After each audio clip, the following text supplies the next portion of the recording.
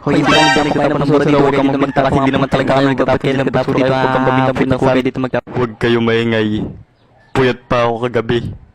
Yawa.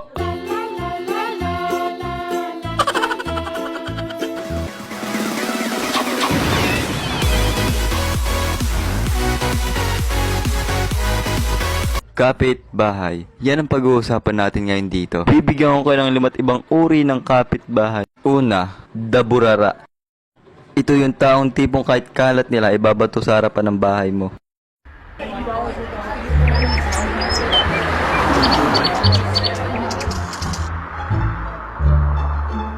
Anak, tapon mo nga yung basura natin dyan, ah. Tapon mo dyan sa harap ng kapitbahay natin.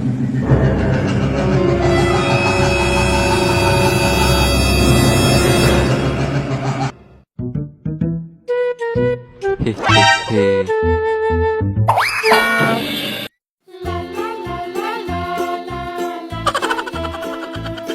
Hay, wala talaga magawa sa buhay. At syempre, para sa pangalawa, the Marites. Ito yung tipong kapitbahay iwasan mo talaga. E paano ba naman kasi lahat ng balitang makuha nila, ikinakalat? Uy sis, kilala mo yung bagong lipat dyan ah? Sino?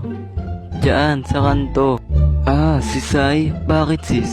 Tama nga yung sabi-sabi. Pangit nga sis. Ay grabe, nakakadiri. Grabe naman sila sa akin. Pugi naman ako. Anong kailangan kong gawin upang malaman mo?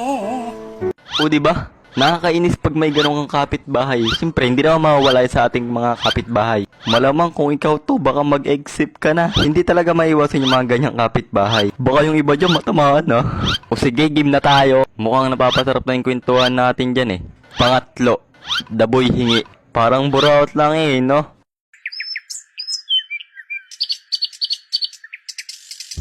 Pre, pahinga nga ako isang tsinelas. Nawala kasi yung kabang ng tsinelas ko eh. Naputol kasi kanina pre, pagdahan ko doon sa iskinita.